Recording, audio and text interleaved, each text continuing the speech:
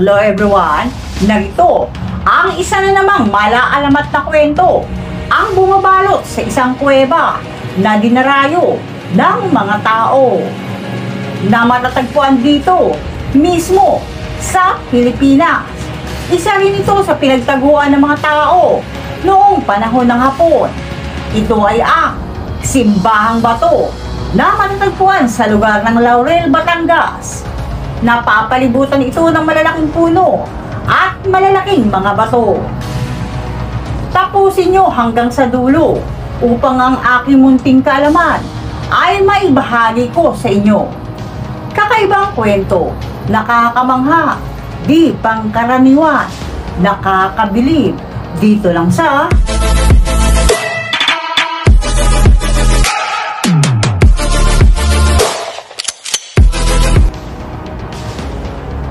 Ano-ano nga ba ang makikita dito sa loob ng Simbahang Bato ng Batangas?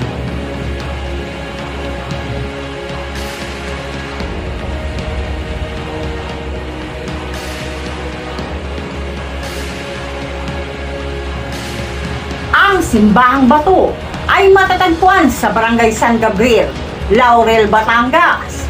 Isa na namang malaalamat na kwento ang bumabalot sa kuwebang ito.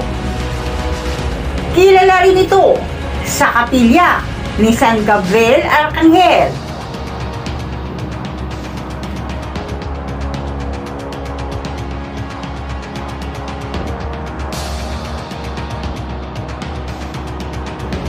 Pero bago tayo makarating sa Simbahang Bato, ay ipapakita ko muna sa inyo yung mga nadaanan namin magagandang view mula Tagaytay hanggang Laurel, Batangas.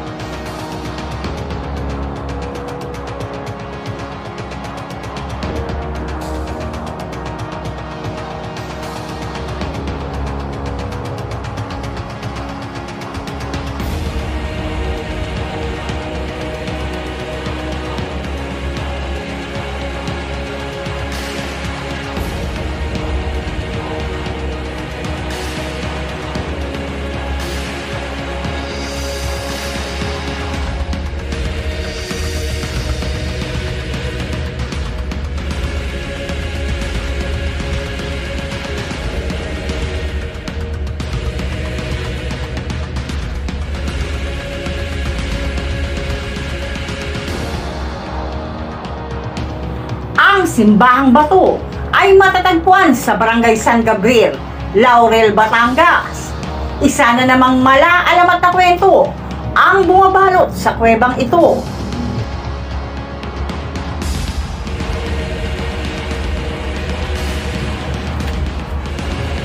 Ayon sa mga matatanda, dito, bago pa man din naging simbahan ito, itinuturing na maging sagrado ito ng mga lokal.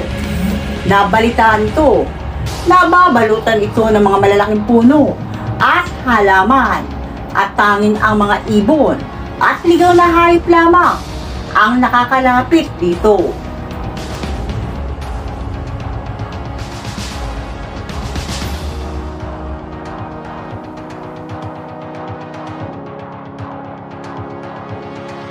Marami din ang nagsasabi na nakakarinig ang mga mamayan dito ng mga magaganda at kakaibang musika mula dito sa loob ng kuweba.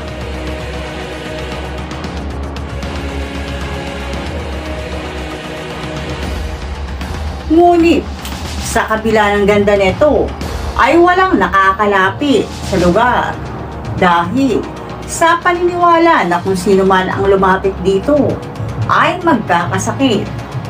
Pero sa katagalan at pagdaan ng maraming taon ay unti-unti na itong nalapitan ng mga tao. At ang kuwebang ito ay nagsilbing laguan ng mga tao noong panahon ng Hapon. Nang matapos ang digmaan, ang dating kinakatakotang kuweba ay naging kanlungan ng mga mamayan kapag may malalakas na bagyo. At pagkaraan pa ng mga taon, ay minabuting ipinagawa ni Father Ben Miranya na maging simbahan ang kuwebang ito. At hanggang sa ngayon ay patuloy pa rin itong dinarayo ng mga deboto at lalong-lalo na kapag Semana Santa. Kaya pala Simbahang Bato ang tawag dito dahil nasa loob ng kuweba. Paligid ay purong bato. Nagdadaos din ang misa dito sa loob ng kuweba isang beses sa isang buwan, at ito ay tuwing last Sunday of the month o huling linggo ng buwan. Makikita dito ang cross ni Jesus Christ at nasa baba ang wishing well, at pwedeng maghagis ng barya upang humiling o mag-wish.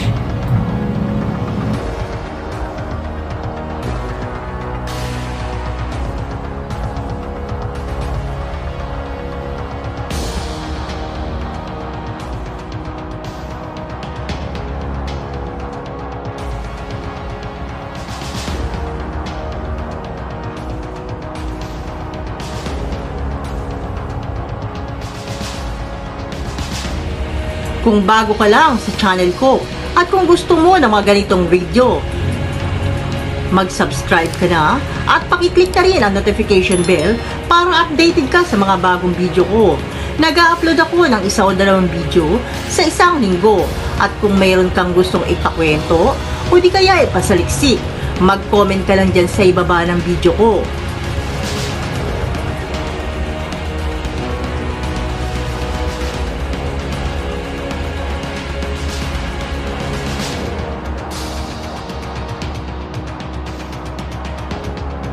Maraming salamat po at mabuhay po tayong lahat. God bless. Bye!